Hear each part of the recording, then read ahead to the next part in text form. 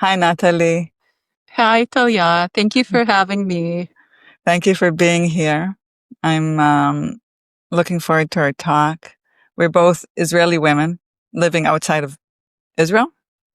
I know you weren't born in Israel, but grew up in Israel, and we both support Palestinian families and people. I'm not working. I'm supporting people in Gaza, and you're helping people in the West Bank. And I'm looking forward to hearing about all your different projects with Khalid, shared language, and 1,000 shekels to freedom, $350. Did you say to Oh, freedom? just 300, just Three hundred $300 to dollars to freedom is freedom, called. Yeah, that's which the, is wow, it's crazy. So we're going to talk about that and about the releasing Palestinian abductees. oh, Yeah, so lots to talk about. If you could share a bit about yourself, and then great. Yeah, thank you very much for providing this platform. So I wasn't exactly born in Israel. I was born in the States, but my formative years were spent in Israel. I went through the Israeli education system.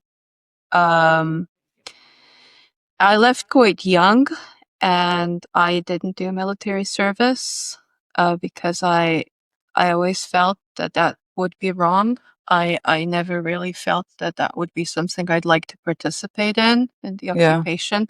mm, And so at a very young age, in my early 20s, I immigrated, and yeah, so I've been away for 23 years now. 16 of which have been spent in the Czech Republic, um, in a town called Pilsen.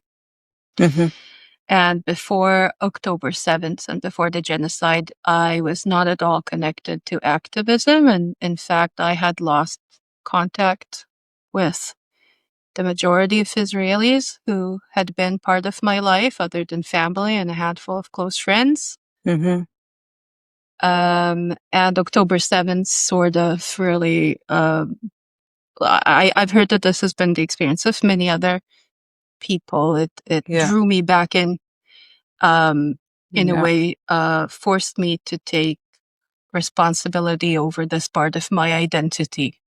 hmm, yeah, yeah. For me, the same. Really. Mhm. Yeah. So what happened for you then after October 7th? Well, I think that the initial shock, really made my life come to a halt. And I very quickly anticipated that it was going to devolve into a genocide or something similar.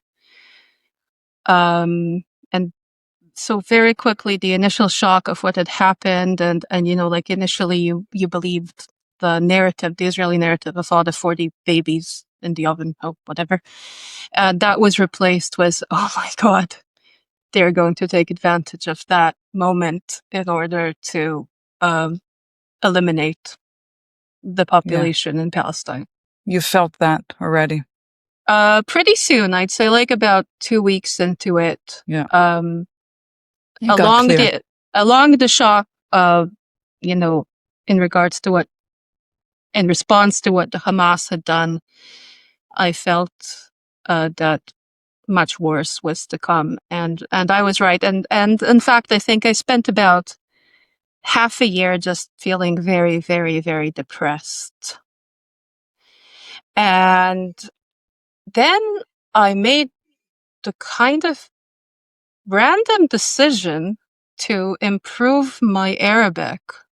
And I joined one of these chats where there's language exchanges. And that's actually how I met Khalid, who is now my partner in shared language and the Hmm. initiator of 1,000 shekels to freedom. Yeah. So we met on this WhatsApp chat for language exchange, where I was just talking to Palestinians, some of whom are 48 Arabs, Palestinians with Israeli citizenship, and others. I met someone from Gaza on there, Mm. and who's actually now in touch with our Gaza project. And Hmm. Adva, who was interviewed, he's her Yeah. friend. Hmm. So so it just brought me into the world of Palestinians. And by the way, I have to say that this, let's say this space of language exchange of Israelis wanting to improve or learn Arabic, to improve their Arabic or learn Arabic, these are very, very ugly, racist spaces. Yeah. There's WhatsApp groups where there's a denial of the Palestinian dialect. Israelis will go on there and correct the Arabic of Palestinians very rudely. Wow. Deny that there is such a thing as Palestinian dialects. They call it the local dialect, or they call it, like local Arabic. Yeah. And I was very taken aback by that. I really didn't react very well to that. I didn't like it at all.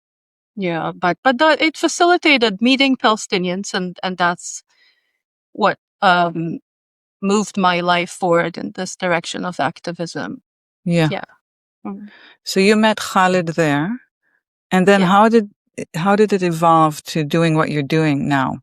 And if you could share actually what is the two projects. I know one he initiated more and one maybe you initiated more, but just if you could share with us. Sure. So it evolved slowly. We started doing language exchange, and Khalid is very interested in learning Hebrew and improving his Hebrew. He speaks very well, but he's very, very interested in that. And what I would do is I would tell ChatGPT to produce Kafkaesque stories, because I figured that somebody from the West Bank would like Kafka. And I was right. And so ChatGPT would write these Kafka-like stories for me in Hebrew, and I would teach him Hebrew, and he would teach me Arabic. And we would talk and talk and talk. And he started telling me about the financial situation in the West Bank since October 7th, which is catastrophic because everybody has lost their work permit. Money is not coming in from Israel like it used to for tax revenues. Everybody is poor. Everybody is in debt. And they're being incarcerated for debt unfairly. And he started telling me that. And I came up with the idea. I said, well, you're teaching me Arabic. You should teach Israelis Arabic and have an income. So at first I tried with average, normal Israelis. And that was a catastrophe. That was horrible because, as I said, these spaces for learning Arabic are very racist and they don't want to pay. They don't want to pay for learning. And that sort of superiority, like a Palestinian is not going to teach me and I'm not going to pay a Palestinian. Wow, that's quite shocking, isn't it? So it was just a WhatsApp group that had Israelis in there? And it's quite a few WhatsApp groups. It's not just one. Okay. Yeah. So a few WhatsApp groups, and he was actually teaching Arabic there. Yeah, he was. Yeah, but not getting paid. Yeah. Okay, was donation or just voluntarily? Oh, no, just that was like a language exchange place. So, yeah. But my idea was, well, you're doing it anyway, so you might as well get paid. And I started trying to get in business. And as I said, it didn't go very well. And then I went to Israel in April last year after not having been there for 6 years. Terrible, terrible shock. But then I joined a protest in Haifa. I grew up in Haifa, and I met some leftist activists, מסתכלים לכיבוש בעיניים, looking the occupation in the eye, from that movement. And from there on, I had a WhatsApp group of activists. And that's how I started. That's different. Yeah, that's how I started Shared Language with Khalid, which is basically a project aimed at enabling people in the West Bank who have lost their work permits earn a living through teaching Arabic online. The majority of our clients are left-leaning Israelis or former Israelis. And we do have clients in places like Australia and Germany and the UK as well. So we have we have 2 English-speaking teachers as well. Yeah. Arabic teachers. So Actually, I think it's important to say that until the 7th of October, 8th of October, a lot of Palestinians from the West Bank worked in Israel. So I imagine maybe Khalid also worked in Israel, and they had, that's where they made their income for their families and everything. But then since the 8th of October, they're kind of closed off, and it's like a jail in a way. They can't go out. Nothing's really coming in. They've lost all their income. And this is this situation that is so horrific. They're Right. locked in for over 2 years. Exactly. And there's no end in sight. You see these videos online of people using ladders to climb the wall, and sometimes getting killed because they're trying to get into Israel and work, right? So it's a really tragic situation because even government officials are no longer getting paid in the West Bank. They used to get paid from the money that was coming in from Israel from tax revenues, and that stopped. So even the upper echelons of society are now impoverished. Not to talk of people who are dependent on the work permits. There is almost no independent Palestinian economy. It's completely dependent on Israel. That's the way Israel has kept it for decades. That's the way it has always been. Yeah. So when they decide to close the tap is closed. Yeah.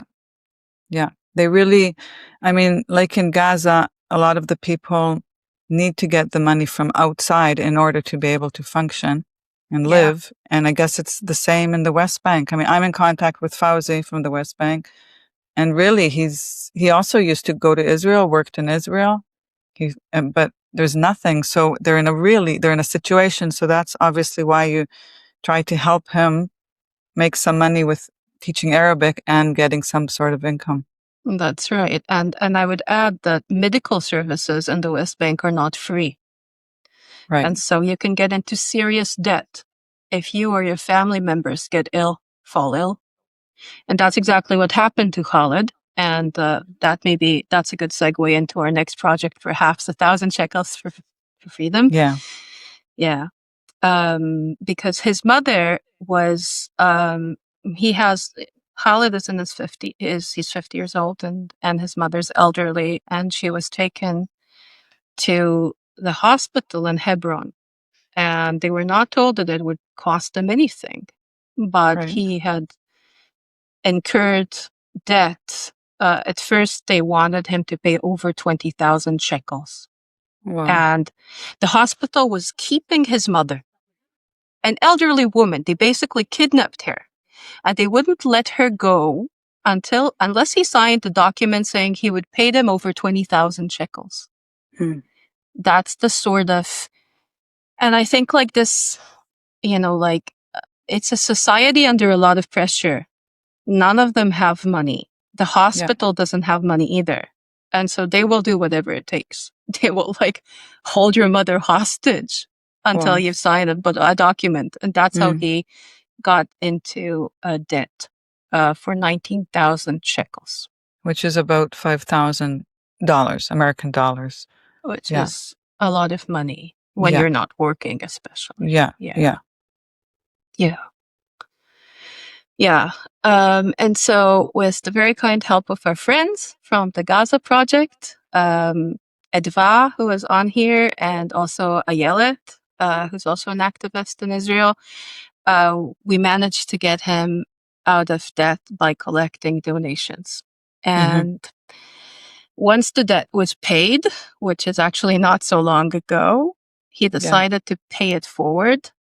And he came up with the idea of 1,000 shekels for freedom, which is, the idea is that with the money donated, men can be bailed out of jail and their children don't have to go hungry, or the money could also be used to help the children of men who have been incarcerated for debt.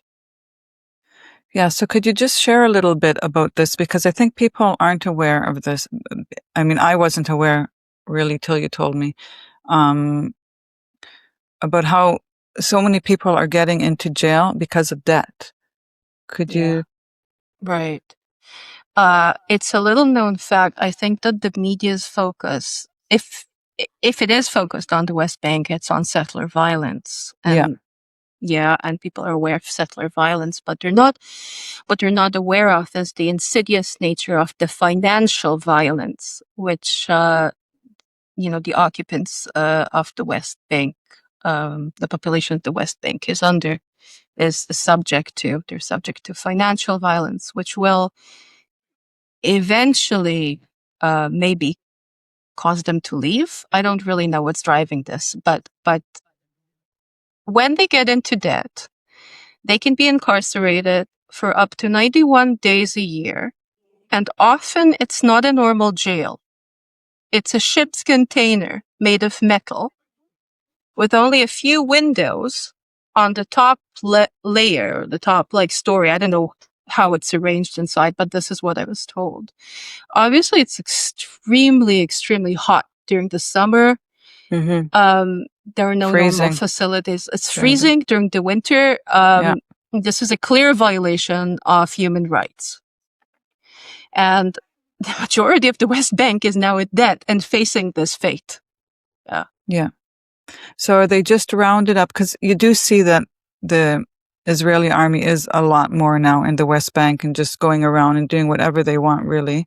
Executing and rounding young men or men in general up.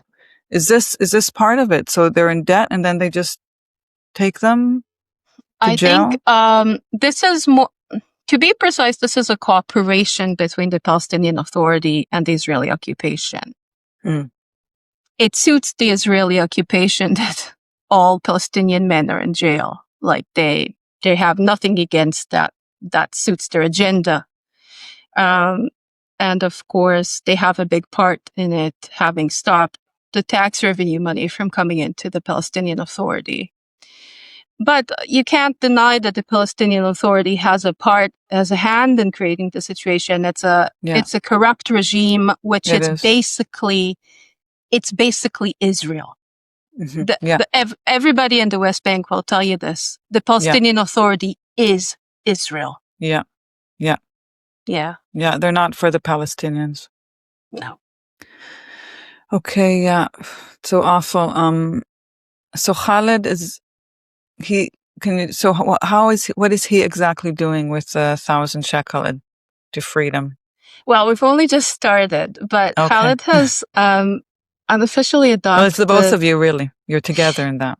Also. Yeah. Well, I mean, it was Khaled's idea, and with the help of, again, our friends. We're sort of a network now of women supporting Gazans. Yeah, the Gaza Support Network. The Gaza Support Network, that's right. Thank you. Yeah. So with the help of our friends from there, there's a chuft that's getting started now to collect donations. And what Khaled has done so far is unofficially adopt 5 children whose father is in debt and he can't work because he's ill. And so far, this is how he is supporting the community, is providing these children with clothes and assistance. But the idea behind 1,000 shekels to free them is that this money is then used to get people out of jail. Yeah.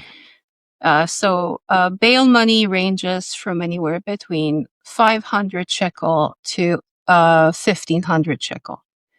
1,000 shekels is a sort of middle ground, which could either be used to bail someone out of jail or to help their children while they are in jail. Okay. Yeah. واو. مرحبا، أنا خالد من الضفة الغربية. بسبب الحرب الأخيرة أنا فقدت عملي وتحملت ديون كبيرة بسبب علاج والدتي في أحد مستشفيات الضفة الغربية، وبفضل مساعدتكم ووقفتكم جنبي قدرت إني أتخلص من هاي الديون، وبعدها قررت إني أساعد 5 أطفال بدون أب بدون معيل. وهلأ إحنا عمالنا بنفكر نطلق حملة باسم 1000 شيكل من أجل الحرية. الناس في الضفة الغربية بيعانوا كثير، بيعانوا من الفقر، من الجوع، ومن اعتداءات المستوطنين، ومن قلة العمل. مشان هيك في كتير ناس من الضفة موجودين في السجون بسبب ديون بسيطة. وأنا بتمنى إنه نقدر ننجح ونجمع شوية مصاري لهدول الناس، وبكل 1000 شيكل إحنا بنقدر إنه نحرر أسير يرجع لبيته لأطفاله الجوعى. أنا شاكر جدا لكم، شكرا جزيلا. The price of freedom seems like, let's say even 1,500 shekel, which is about, I don't know, 380, 350 American dollars. It's shocking.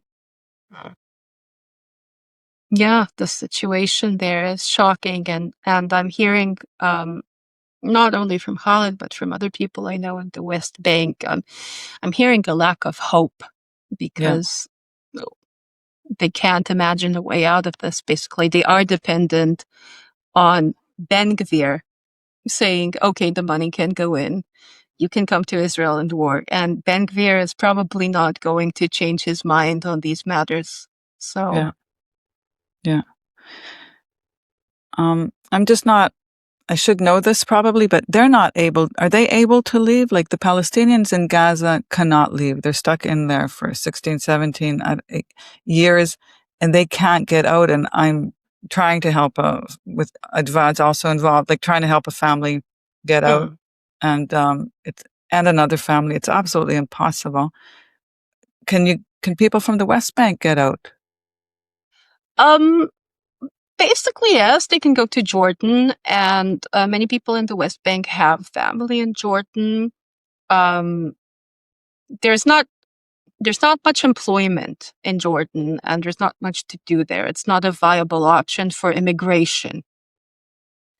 But yes, if they're not being held for any legal or legal reason, they can go to Jordan. Yeah. Yeah, even though a lot of them, their families and their ancestors have been living there for hundreds of years, so also a lot of them don't want to leave, even though the situation is so horrific. Yeah, they're being pushed to leave. All of this is adding up to ethnic cleansing. Yeah. Another thing that has happened during my time working with Khaled is that settlers took over a large piece of land owned by their family.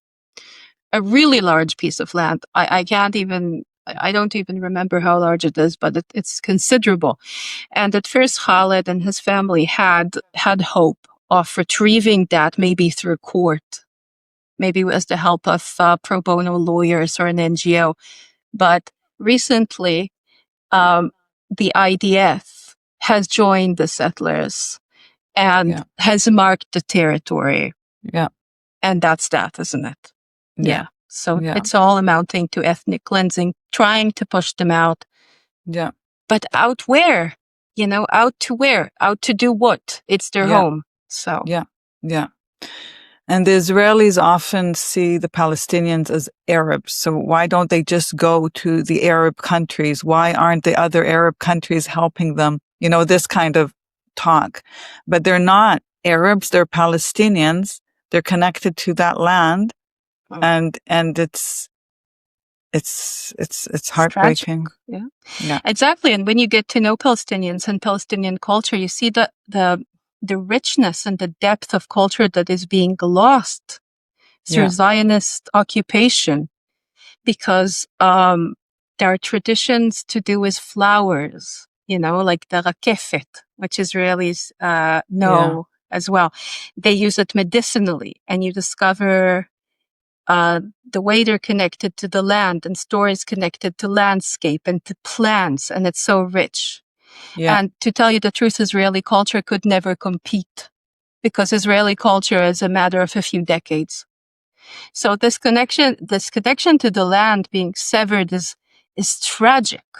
It's really tragic. It's a wealth of knowledge and tradition that's just being wiped off the face of the earth with violence. Yeah. Yeah. Yeah.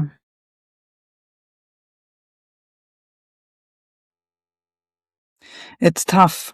It's really tough. And I'm wondering, it's not easy supporting people in this kind of a situation. I know from my own experience. How do you handle this? Do you have boundaries? How do you take care of yourself? How do you don't lose yourself in, what you're doing with that, with Khalid, and because it's heavy, it's hard. It's heavy and it's dark, and we're certainly living through dark times politically, not only in Palestine and Israel, but globally. These are very dark times. Yeah. First of all, I couldn't do any of this without the Gaza Support Network and my friends there. So that's the huge source of mental support, mental and financial and practical support. Yeah. So it's really the community of other activists that gives me hope and solidarity. Yeah. And I have no end of appreciation for people inside Israel who are fighting an impossible fight, Yeah. I have no end of appreciation, and I draw a lot of inspiration from that, from people like Ruti Lavi, who is in her 70s. And she absorbs all this hate from everyone, from society, but she goes on fighting and telling everyone about the genocide and incarceration and the detainees, and nothing will make her stop. And I have, Yeah. I look to people like that, and that gives me strength and Yeah. power. Yeah. You said the Palestinian detainees, even though in Israel they're always called the prisoners. They're just the prisoners. The Israeli hostages were the hostages, and the Palestinians are just prisoners.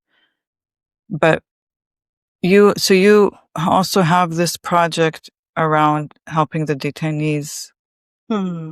Yeah. And this project is actually Ruti Lavi's idea. She it originates from within the borders of Israel.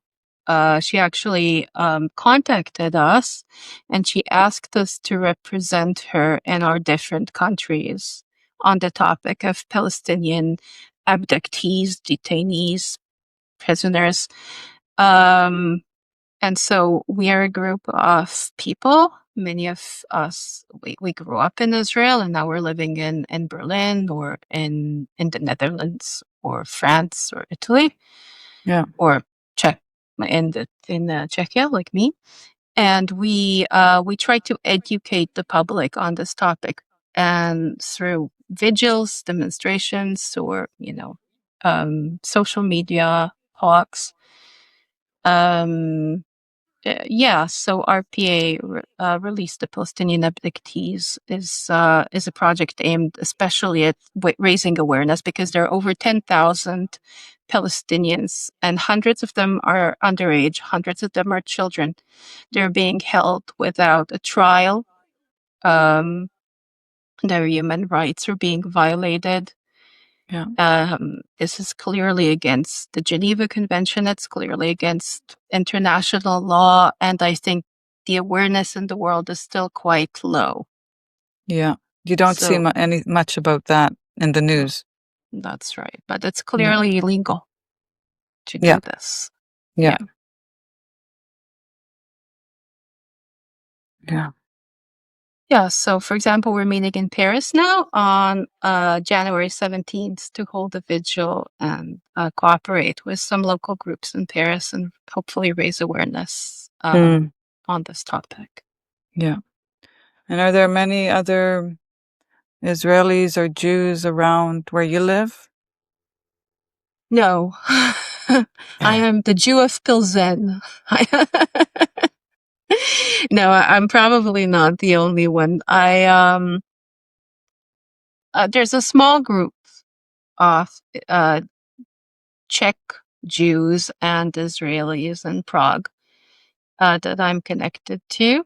They're kind of Bundist revivalists. They're trying to revive the Bund and the diasporic tradition of being Jewish and not having a homeland and not being connected to territory. So that's that's sort of the extent of my activism here, as well as the solidarity movement. That's, I do participate sometimes. But I'm like, geographically, I'm very much alone. Pilsen is a very local kind of Czech town. I only speak Czech at work. The people don't speak any other languages, and they've never traveled outside the Czech Republic. And my actual day-to-day life is very constrained by this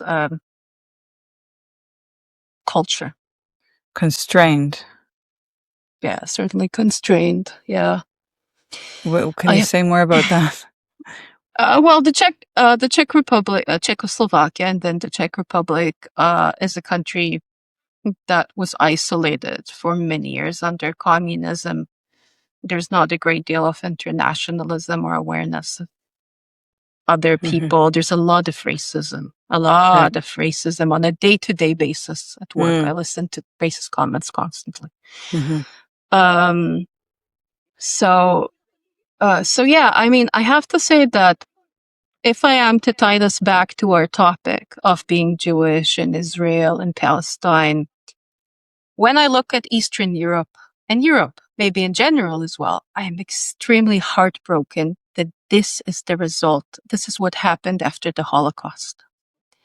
Instead of Europe taking responsibility in a true sense, instead of caring about human rights, trying to eradicate racism, let me tell you that the Holocaust could happen here tomorrow. Yeah. If somebody in the Czech Republic decided to, for example, kill all the Roma, most of them are completely on board. Nobody has educated them differently. Yeah. And that enrages me. That enrages me because my family are all in a mass grave in Eastern Europe. All of them. And the other half survived the Holocaust in camps. And nobody has made amends. On the contrary, Germany is the prime supporter of this genocide in Palestine. In the words of Greta Thunberg, how dare they?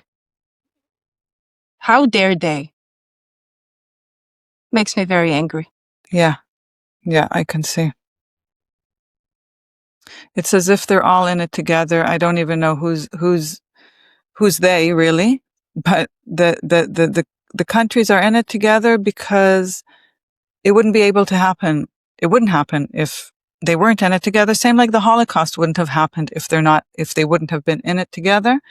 So there's some agenda that comes, and there was the agenda to get rid of the Jews in order to maybe create the country, the Israeli country. I don't know.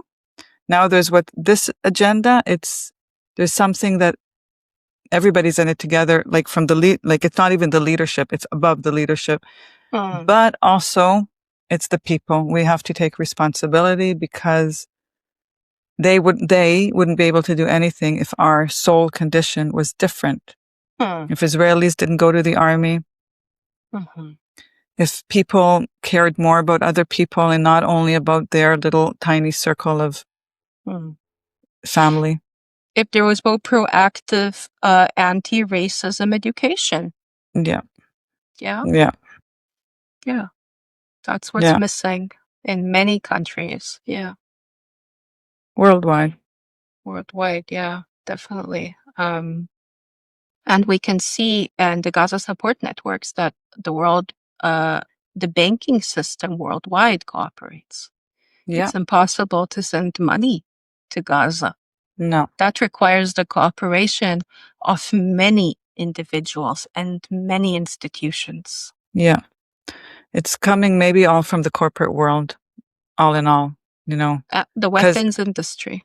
Yeah. As well. Yeah. Yeah. All the countries, I mean, the big countries in China and Russia, Europe, America, they make money from wars. Yeah. They need to keep them going, and they need to keep the conflict going.